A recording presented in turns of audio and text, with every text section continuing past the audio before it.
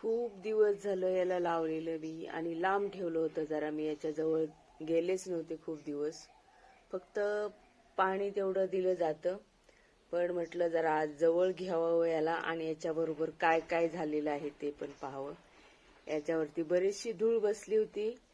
याच्यामध्ये असं गवत उगवलंय, माका उगवलाय, काय काय उगवलंय याच्यामध्ये.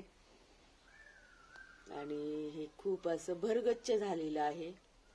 तर याला मी एक बॉटल असते त्याच्या झाकणामध्ये लावलेला आहे.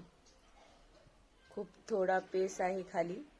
आणि हे पहा, मला आज आश्चर्याचा धक्का असा बसलेला आहे. याच्यामध्ये अंजिराचं रोप उगवलेलं आहे. आता तुम्ही म्हणाल की कसं काय, तर मी अशा बिया लावत असते कुठे कुठे कुठे. खूप दिवस झालं मी याच्यात काय उगवले ते पाहिलंच नव्हतं. मी आज म्हटलं चला हे जरा चांगलं दिसते, बघूया त्याला काय काय झालंय ते. तर हे अंजिराचं रोप आलेलं आहे. हे वेगळ्या जातीचं अंजीर, कारण वेगवेगळ्या प्रकारचे आपण अंजीर आणतो. कधी छोटे असतात, सुकवलेले अंजीर असतात ते, कधी मोठे असतात.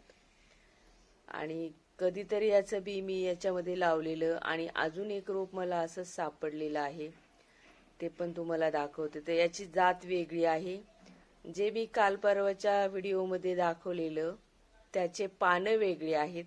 पण त्यांच्या पानांचा खरखरीतपणा, त्यांचं ते मला लगेच कळून येतं की हे अंजिराचे रोप आहेत. तुम्हाला अजून एक अंजिराचं रोप दाखवते. हे पहा, ह्याला मी काल उपटून याच्यामध्ये लावलेलं आहे.